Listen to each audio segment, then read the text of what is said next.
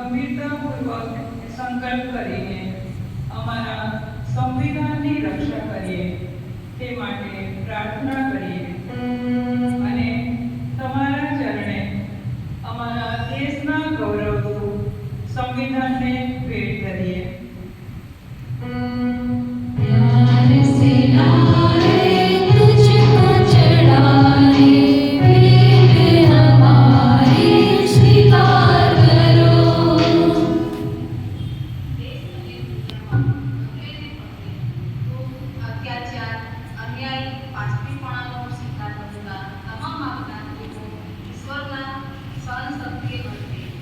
તમામ પરિસ્થિતિમાં અમે ઈશ્વર પરાયણમાં રહી મક્કમ મનોબળ કેળવીએ તે માટે અમારી મનોવેદનાના પ્રતીક રૂપે આ ક્રોસ અર્પણ કરીએ છીએ।